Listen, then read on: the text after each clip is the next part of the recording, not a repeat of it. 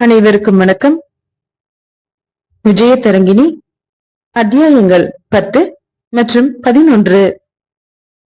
அத்தியாயம் 10. சந்திரசேகரவர்மன்.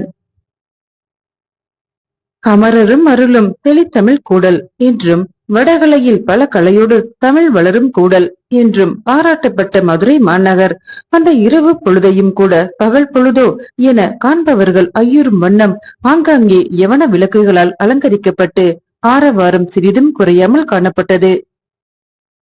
அந்த இரவு பொழுதிலும் கூட காவலர்கள் புறவிகளில் வந்து கொண்டும் சென்று கொண்டும் இருந்ததால் அரச வீதியும் தேரோடு வீதியும் கடை தெருவும் வாணிகர் மற்றும் வேதியர் இருக்கையும் உள்ளவர் மருத்துவர் சோதிடர் போன்றோர் வாழ்கின்ற பெரிய வீதிகளும் சூதர் மாகதர் வைதாளிகர் போன்றோர் வாழ்கின்ற வீதிகளும் பாண்டிய மறவர்கள் வாழ்கின்ற வீதிகளும் எங்களுக்கு இரவும் பகலும் ஒன்றுதான் என பறைசாற்றி கொண்டிருந்தன. அப்படிப்பட்ட ஆரவாரம் குறைதல் இல்லாத அந்த இரவு பொழுதில் தந்தையுடன் மாளிகையின் வடக்கு கோடியில் இருந்த அறைக்குள் நுழைந்த விஜயதரங்கிணி வியந்து போய் நின்றதற்கு காரணம் இருக்கவே செய்தது. அறைக்குள் நடுநாயகமாக யவன சிற்பிகளால் செதுக்கப்பட்டிருந்த வீனஸ் சிலையின் வலக்கரத்தில் உள்ளங்கை பகுதியில் சக்கரம் போன்று காணப்பட்ட ஒன்றை நகைவேற் செழியர் திருகியதும் மெதுவாக நகர்ந்து கொடுத்தது அந்த சிலை. வியப்பினால் மூச்சை இழுத்து பிடித்துக் கொண்டு அந்த வீண சிலையின் எதிரில் மற்றொரு பொற்சிலை போல அப்படியே நின்று விட்டாள் விஜயதரங்கிணி. யவன விளக்கு ஒன்றை கையில் எடுத்துக்கொண்டு வீண சிலை நகர்ந்து கொடுத்த இடத்தில் காணப்பட்ட நிலவரையின் பாதையில் இறங்க தொடங்கிவிட்ட நகைவேற் செழியர் விஜயதரங்கிணி தன்னை பின்தொடர்ந்து வராமல் பிரமித்து போய் நின்றுவிட்டதை கண்டதும் நகைமுகம் காட்டி, என்னம்மா அங்கேயே நின்று விட்டாய், என் பின்னால் வா என அழைத்தார். சுயநினைவு வரப்பெற்றவளாக தந்தையை நோக்கிய விஜயதரங்கிணி, அப்பா, நம்முடைய மாளிகையில் இப்படி ஒரு நிலவரை பாதை இருப்பதாக நீங்கள் என்னிடம் சொல்லவே இல்லையே என்று வியப்பை தனது குரலிலும் காட்டி கேட்டாள். காலம் வரும்பொழுது சொல்லலாம் என கருதியிருந்தேன் என்ற நகைவேற் செழியர், நம் மாளிகைக்கு வெளியே பாண்டிய வீரர்கள் வீதிகளில் வருவதும் போவதுமாக இருப்பதை பார்த்தேன். வாயில் வழியாக நாம் புறப்பட்டு சென்றால் அது எப்படியும் அமைச்சருக்கு தெரிந்து போய் விடும். ஆகையால் தான் நிலவரை பாதை வழியே உன்னை கொண்டு போய் கோட்டைக்கு வெளியே விட்டுவிட்டு திரும்புவது என தீர்மானித்தேன் என்றார். ஏதோ யோசித்தாள் விஜயதரங்கிணி. அவள் தயங்குவதை கண்ட நகைவேற் செழியர், என்னம்மா ஏன் தயங்குகிறாய்? உன்னை எங்கே தங்க வைக்கப் போகிறேன் என யோசிக்கிறாயா? இந்த நிலவரை பாதையை விட்டு நாம் வெளியேறியதும் அங்கு ஒரு வைத்தியர் வீடு இருக்கிறது. அவரிடம் உன்னை நான் ஒப்படைத்து விடுகிறேன். அவர் உன்னை அழைத்து கொண்டு போய் என்னுடைய நண்பர் சந்திரசேகரவர்மன் என்னும் வணிகரிடம் ஒப்படைத்து விடுவார். இன்னும் சில நாட்கள் கழித்து நானே அங்கு வந்து உன்னை அழைத்து வந்து விடுகிறேன் என்றார் மெதுவான குரலில். தனது தயக்கத்தை உதறிக்கொண்டாள் விஜயதரங்கிணி. விரலில் அணிந்திருந்த கணையாளியை ஒரு தடவை உற்று பார்த்தாள். அவளது விழிகள் பளிச்சிட்டன.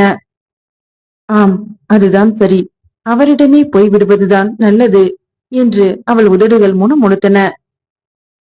விஜயதரங்கிணி, என்ன சொல்கிறாய்? தாமதிப்பது நல்லதன்று. கிளம்பு.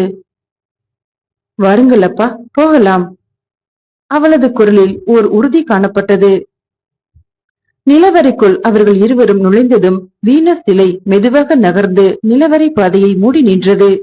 நிலவரை பாதையில் ஆங்காங்கே யவன விளக்குகள் பொருத்தப்பட்டிருப்பதையும் செல்லும் பாதை தூய்மையாக இருப்பதையும் கண்ட விஜயதரங்கிணி, இந்த பாதை உங்களுக்கு மட்டும்தான் தெரியுமா அல்லது என சந்தேகத்துடன் இழுத்தாள்.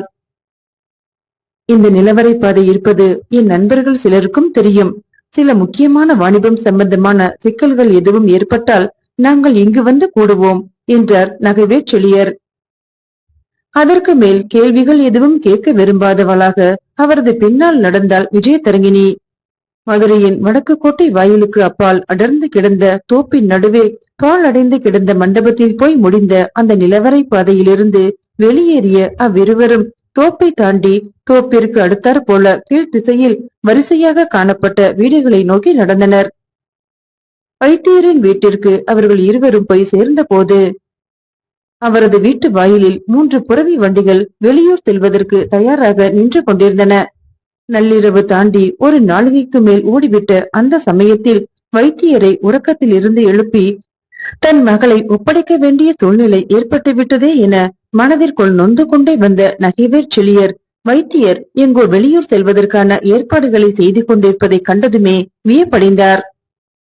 அவருடைய வியப்பை பன்மடங்கு அதிகப்படுத்துவதைப் போல அவ்விருவரும் வைத்தியரின் வீட்டிற்குள் நுழைந்ததுமே சந்திரசேகர் வர்மனே அங்கு ஓர் ஆசனத்தில் அமர்ந்து ஓலையில் ஏதோ எழுதி கொண்டிருந்ததை கண்டதும் மகிழ்ச்சி மேலோங்கிட பெருமூச்சொன்றை உத்தரவிட்டார் நகைவேற் செழியர். எதேச்சையாக நிமிர்ந்து பார்த்த சந்திரசேகர் வர்மனின் கூர்மையான விழிகள் வியப்பினால் விரிந்தன. நகைவேற் செழியரா, வாருங்கள் வாருங்கள், என்னால் இதை நம்பவே முடியவில்லை என்று எழுந்து வந்து வரவேற்றதோடு உள்ளறையை நோக்கி திரும்பி, வைத்தியரே, நகைவேற் செழியர் வந்திருக்கிறார் என குரல் கொடுத்தார். அப்படியா என வியப்புடன் கேட்டுக்கொண்டே வீட்டின் உள்ளறையிலிருந்து வெளியே வந்த வைத்தியர், வாருங்கள் நகைவேற் செழியரே என வரவேற்றார். விஜயதரங்கிணியின் அழகு திரட்சியின் எழில் கோலங்களில் பார்வையை பதியவிட்டுக் கொண்டிருந்தான் சந்திரசேகர் வர்மன்.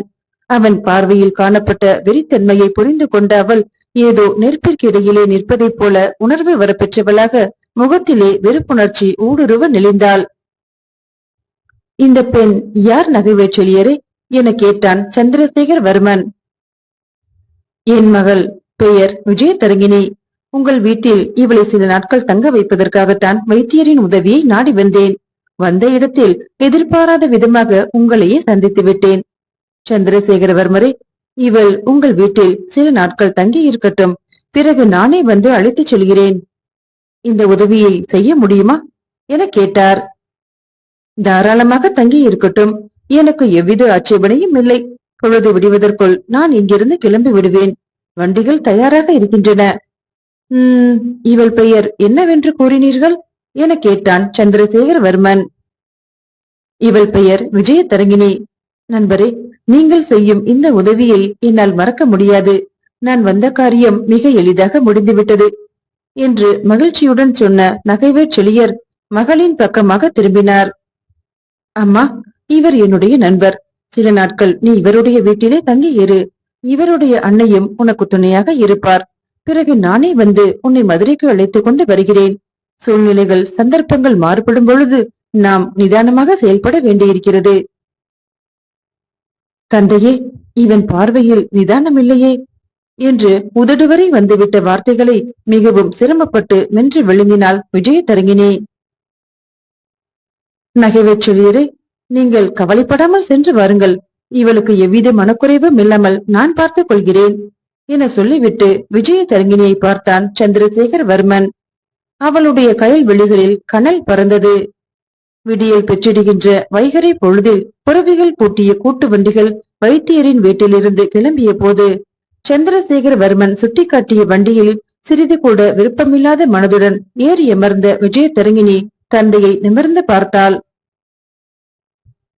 விஜயதரங்கிணி, சந்திரசேகரவர்மன் கொற்கையில் தான் இருக்கிறார். துறைமுகத்திற்கு பக்கத்தில் தான் அவருடைய மாளிகையும் இருக்கிறது. நீ கவலைப்படாமல் அவருடன் தங்கி இரு. விரைவிலே உன்னை அழைத்துச் செல்ல நான் வந்து விடுவேன் என்றார் நகைவேற் செழியர் மெதுவான குரலில். விரலில் இருந்த கணையாளியின் மேல் ஒரு கணம் தன் பார்வையை பதித்தாள் விஜயதரங்கிணி. அதில் பொறிக்கப்பட்டிருந்த புலியின் உருவம் மறைந்து அந்த இடத்தில் தீரன் சென்னியின் வீரக்கலை பொருந்திய முகம் தோன்றியது. கவலைப்படாதே, உனக்கு எவ்வித ஆபத்தும் ஏற்பட்டு விடாது. என்னுடைய வலுவான கரங்கள் எந்த சமயத்திலும் உனக்கு பாதுகாப்பாக இருந்து கொண்டே இருக்கும். தீரன் சென்னியின் குரல் அவளது செவிகளில் அமிழ்தனைய வார்த்தைகளை அள்ளி தெளிப்பதை போன்ற பிரம்மை ஏற்படவே, அப்பா, நீங்கள் கவலையின்றி மாளிகைக்கு திரும்பிச் செல்லுங்கள் என்ற வார்த்தைகளை அவளுடைய உதடுகள் உறுதியுடன் உச்சரித்தன. வண்டிகள் கிளம்பட்டும் என உத்தரவிட்ட சந்திரசேகரவர்மன் மற்றொரு வண்டியில் ஏறிக்கொண்டதும் வண்டிகள் அங்கிருந்து கிளம்பின. வண்டிகள் தன் கண் பார்வையிலிருந்து மறையும் வரையில் வைத்தியரின் வீட்டு வாயிலிலேயே நின்றிருந்த நகைவேற் செழியர் பக்கத்தில் நின்றிருந்த வைத்தியர் லேசாக கணைக்கவே சுய நினைவு திரும்ப பெற்றவராக, நான் வருகிறேன் வைத்தியரே, ஏதேனும் முக்கியமான செய்தி சொல்ல வேண்டியிருந்தால் என் வீட்டிற்கு வாருங்கள் என சொல்லிவிட்டு தோப்பை நோக்கி நடந்தார். அப்போதுதான் வானத்தின் கீழ் திசையில் சிவந்த கதிர்களை பரப்பியவனாக தோன்றியிருந்த சூரியன் அவரை நோக்கி நகைத்துக் கொண்டே மேற்கு திசை நோக்கி மெதுவாக நகர்ந்தான். அத்தியாயம் 11. பாவையின் வரவும் படைத்தலைவன் திகைப்பும். தண்டி அலங்காரத்தால் பாராட்டப்பட்டு தமிழுக்கு இணையாக சுட்டிக்காட்டப்பட்ட மின்னேர் தனியாளி வெங்கதிரோன் ஈழப்படை தளபதி சக்க சேனாபதியின் முகத்தில் காணப்பட்ட உஷ்ணத்திற்கு தன்னால் ஈடு கொடுக்க முடியாது என்று நினைத்ததாலோ என்னவோ தன்னுடைய வெண்கதிர்களை சுருக்கிக் கொண்டு கருமேகத்தின் இடையே தன்னை நுழைத்துக் கொண்டான். அப்படி தன்னை நுழைத்துக் கொண்டாலும் அடுத்தாற் போல நடக்கப் போகும் நிகழ்ச்சிகளை காண வேண்டும் என்ற ஆசையை அடக்க முடியாமல் அவ்வப்பொழுது கருமேக விளிம்பிற்கு வந்து தலையை நீட்டி பார்ப்பதும் பிறகு மறைவதுமாக இருந்தான். தன்னுடைய தலைவனின் கோபத்தை உணர்ந்து கொண்டதை போல ஈழப்படை தளபதி ஏறி சென்று கொண்டிருந்த புரவி நீண்டு கிடந்த அந்த ராஜபாட்டையில் வேகமாக செல்லாமல் மெதுவாகவே நடைபெற்று கொண்டிருந்தது. இன்னொரு புறவியில் அமைதி இழந்த முகத்துடன் வந்து கொண்டிருந்த நக்கன் குமான் வானத்தை ஒரு தடவை வெறித்து பார்த்துவிட்டு ஈழப்படை தளபதியின் பக்கமாக திரும்பினான். நம்மை மிக எளிதாக ஏமாற்றிவிட்டு தப்பிவிட்டார்கள். நம்முடைய அவசரம்தான் அவர்கள் தப்பிப்பதற்கு வழியமைத்து கொடுத்து விட்டது. பெருத்த அவமானம் படைத்தளபதி, பெருத்த அவமானம். சக்க சேனாபதியின் முகத்தில் எல்லும் கொள்ளும் போட்டி போட்டு வெடித்துக் கொண்டிருந்தன. பாண்டிய படைத்தளபதி, நாம் ஏமாந்து விட்டோம். இப்படிப்பட்ட ஏமாற்றம் என் வாழ்க்கையில் நிகழ்ந்ததே இல்லை. நம்மை ஏமாற்றி விட்டதால் அவர்கள் கவனக்குறைவுடன் நடந்து கொள்ளும் வாய்ப்பும் இருக்கிறது. அதை நாம் பயன்படுத்திக் கொள்ள வேண்டும். அவர்கள் எங்கே சென்றாலும் நமது வலைக்குள் சிக்கும்படியாக வலிமையான வலை ஒன்றை பின்னிவிட்டேன். அந்த வலைக்குள் அவர்கள் சிக்கியே ஆக வேண்டும் என சொல்லிவிட்டு பலமாக சிரித்தான் ஈழப்படை தளபதி. அவர்களை பற்றிய செய்திகள் எதுவும் நம்பும்படியாக இல்லையே. வெள்ளூரில் அவர்களை பார்த்ததாக நமது ஒற்றர் பிரிவை சார்ந்தவர்களில் சிலர் கூறுகின்றனர். வேறு சிலரோ கொற்கை துறைமுகம் நோக்கி அவர்கள் சென்றதாக கூறுகின்றனர். எது சரியான செய்தி என்பது உறுதியானால்தான் நாம் அடுத்த நடவடிக்கையிலே இறங்க முடியும் என்றான் நக்கன் குமான். கொற்கையில் இருக்கும் விருந்தினர் மாளிகைக்கு நாம் போய் சேர்ந்ததும் உறுதியான தகவல் நமக்கு கிடைக்கும் என நினைக்கிறேன் படைத்தலைவரே. நான் முன்கூட்டியே செய்திருக்கும் திட்டத்தின்படி இன்று இரவு அவர்கள் நம்முடைய வீரர்களிடம் சிக்கியே ஆக வேண்டும் என்ற சக்க சேனாபதி குரலை தாழ்த்தி கொண்டு, சோழ நாட்டிற்கு செல்லும் வழியில் உள்ள அனைத்து விடுதிகளிலும் நமது வீரர்கள் மாற்றுடையில் தங்கி இருக்கிறார்கள் என்றான். தீரன் சென்னி தந்திரம் வாய்ந்தவன், எந்த சந்தர்ப்பத்திலும் நிதானம் தவறாதவன் என்றான் நக்கன் குமான். இருக்கட்டுமே, அதனால் என்ன? தந்திரத்தை தந்திரத்தால் மடக்கும் வழியும் எனக்கு தெரியும் என்று மெதுவாக சிரித்தான் சக்க சேனாபதி. ஈழப்படை தளபதியும் பாண்டியப்படை தளபதியும் தீரன் சென்னியை பிடிப்பதற்கான வழிமுறைகளை ஆராய்ந்தபடியே புறவிகளில் சென்று கொண்டிருந்த அதே சமயத்தில் தீரன் சென்னி கொற்கை துறைமுகத்திற்கு அண்மையில் அடர்ந்து கிடந்த தோப்பு ஒன்றிற்குள் ராஜகோவரையருடனும் சாலசீலருடனும் உரையாடி கொண்டிருந்தான். ராஜகோவரையரே, நம்மால் ஏமாற்றப்பட்ட சக்க சேனாபதியும் நக்கன் குமானும் கொதிப்படைந்திருப்பார்கள். கொற்கையில் இருந்து நாம் தப்பிவிட்டால் பிறகு அவர்களால் நம்மை பிடிக்கவே முடியாது என்றான் தீரன் சென்னி. நீங்கள் சொல்வது முற்றிலும் உண்மைதான் படைத்தலைவரே. ஆனால் துறைமுக பகுதிகளில் வழக்கத்திற்கு மாறாக பாண்டிய வீரர்கள் அதிகம் தென்படுகிறார்களே. அவர்களிடமிருந்து நாம் தப்பிக்க முடியுமா என்பதே ஐயமாக இருக்கிறது என்று தனக்குள் எழுந்துவிட்ட சந்தேகத்தை வார்த்தைகளாக வடித்தார் ராஜகோவரையர். திருவேரகத்து சித்தர் வரும் வழியிலேயே நம்மிடம் விடை பெற்று பிரிந்து சென்று விட்டார். அவருக்கு ஏதாவது என இழுத்தார் சாலசீலர். மெதுவாக சிரித்தான் சென்னி. பிறகு சொன்னான், அவரை இவர்களால் எதுவும் செய்துவிட முடியாது. காடுகள் நிறைந்த குறுக்கு வழியில் அவர் எங்கே செல்ல நினைக்கிறாரோ அங்கே சென்று விடுவார் என்று. அப்படியானால் அவரை பற்றி நாம் கவலைப்பட வேண்டியதில்லை என சொல்லுங்கள். ஆம் சாலசிலரே, சித்தர் எப்படியும் தப்பிச் சென்று விடுவார். இப்போது நாம் அடுத்து என்ன செய்வது என்பதை பற்றி சிந்திக்கலாம் என்ற தீரன் சென்னி. ராஜகோவரையரே, இங்கே அண்மையில் உங்களுக்கு தெரிந்த வணிகர்கள் யாராவது இருக்கிறார்களா என வினவினான். எனக்கு தெரிந்த வணிகரா? ஒரு வணிகர் இருக்கிறார். அவரது பெயர் சந்திரசேகர் வர்மன். அவருடைய மாளிகை துறைமுகத்திற்கு அண்மையில் தான் உள்ளது. எதற்கு கேட்கிறீர்கள்? அப்படியானால் நாம் முதலில் அந்த வணிகரின் மாளிகைக்கு செல்வோம். அவரிடமிருந்து வணிகர்களுக்கான உடைகளை பெற முடிந்தால் நாம் மாற்றுடையிலே தஞ்சையை நோக்கி செல்வது எளிது என்றான் சென்னி பேரரையன். அவர் ஊரில் இருந்தால் உங்கள் திட்டம் நிறைவேறுவது எளிது என்றார் ராஜகோவரையர். சரி, வாருங்கள் போய் பார்க்கலாம் என புறப்பட்டான் சோழர் படைத்தலைவன் தீரன் சென்னி. மூவருமாக சந்திரசேகரவர்மன் மாளிகையை சென்றடைந்த போது தீரன் சென்னி சற்றும் எதிர்பாராத சம்பவம் ஒன்று மாளிகைக்குள் நிகழ்ந்து கொண்டிருந்தது. மாளிகையின் முன் மண்டபத்தில் வரிசையாக பெண்கள் பலர் நிறுத்தப்பட்டிருந்தனர். அவர்களை சுற்றிலுமாக முரடர்கள் சிலர் நின்று கொண்டிருந்தனர். அந்த முரடர்களின் தலைவன் அந்த பெண்களிடம் கோப குரலில் ஏதோ சொல்லிக் கொண்டிருந்தான். சித்தரின் வேடத்தில் இருந்த தீரன் சென்னி முதலில் மாளிகைக்குள் நுழைந்தான். அவனை நோக்கி முரடர்களில் இருவர் ஓடி வந்தனர். ஏய், வெளியே போ, ஐயா ஊரில் இல்லை. தர்மம் கேட்பதற்கு வேறு இடம் கிடைக்கவில்லையா உங்களுக்கு என்றான் ஒரு முரடன். பலமாக சிரித்தான் சென்னி. பிறகு சிரிப்பை நிறுத்திவிட்டு சொன்னான், நாங்கள் தர்மம் பெறுவதற்காக இங்கு வரவில்லை, சந்திரசேகரவர்மரை பார்க்க வந்திருக்கிறோம் என்று. முரடர்கள் ஒருவரை ஒருவர் பார்த்து கொண்டனர். ராஜகோவரையரும் தாளசீலரும் உள்ளே நுழைந்தனர். அதே சமயம் வரிசையாக நின்றிருந்த பெண்களில் ஒருத்தி, ஐயா, எங்களை எல்லாம் இவர்களிடமிருந்து காப்பாற்றுங்கள். எங்கள் இஷ்டத்திற்கு விரோதமாக இவர்கள் எங்களை சோழ நாட்டில் உள்ள கோவில்களில் இறைவனுக்கு பணி செய்யும் அடியவர்களாக ஆக்குவதற்கு ஏற்பாடு செய்திருக்கிறார்கள் என குமுறினாள். அதை கேட்டதுமே தீரன் சென்னியின் முகம் இறுகியது.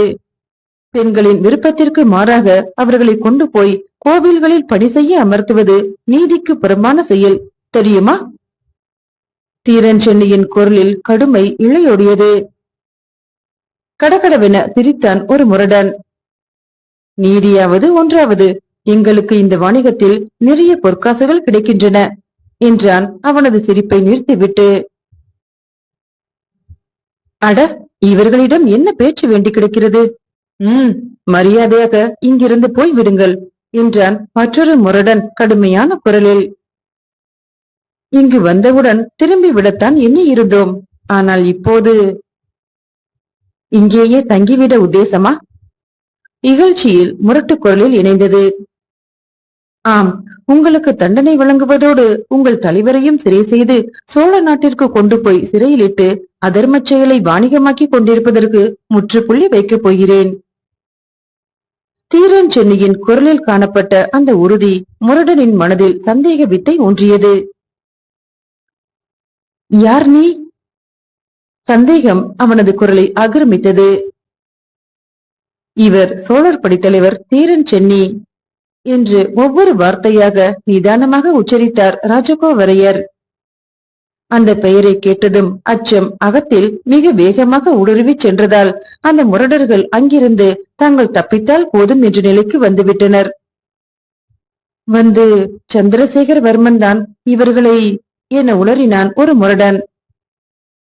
ராஜகோவரையர் பக்கம் திரும்பினான் தீரன் சென்னி.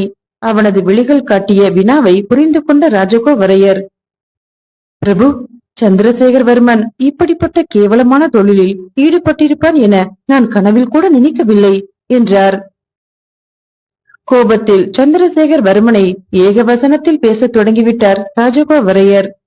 அவர்கள் இருவரும் உரையாடலை தொடங்கியதுமே முரடர்கள் மெதுவாக பின்வாங்கினர். பிறகு திடீரென மாளிகையின் பின்புறத்தை நோக்கி ஓடத் தொடங்கினர். எங்கே ஓடுகிறீர்கள்?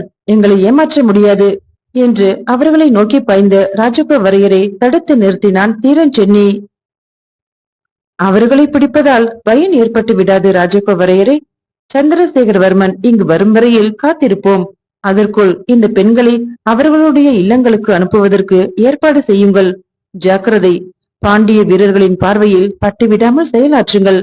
சித்தர் உடையை களைந்துவிட்டு வணிகர் உடையை அணிந்து கொள்ளுங்கள். ஆகட்டும் பிரபு, அப்படியே செய்கிறோம். ராஜகோவரையரும் தாளசீலரும் அந்த பெண்களை அழைத்துக் கொண்டு வெளியேறினர். சந்திரசேகரவர்மனின் வருகைக்காக அந்த மாளிகையிலேயே காத்து கிடந்தான் தீரன் சென்னி. அவன் அந்த மாளிகைக்குள் நுழைந்த 3ஆம் நாள் மாலை சந்திரசேகரவர்மன் விஜய தரங்கிணியுடன் அங்கு வந்து சேர்ந்தான். மாளிகையின் வாயிலில் நின்றிருந்த சோழர் படை தலைவன் பூட்டு வண்டிகளில் ஒன்றிலிருந்து இறங்கிய விஜயதரங்கினியை கண்டதும் எதிர்பாராத அந்த சந்திப்பினால் திகைத்து போய் நின்றான். மீண்டும் நாளைய பதிவில் சந்திக்கலாம். நன்றி.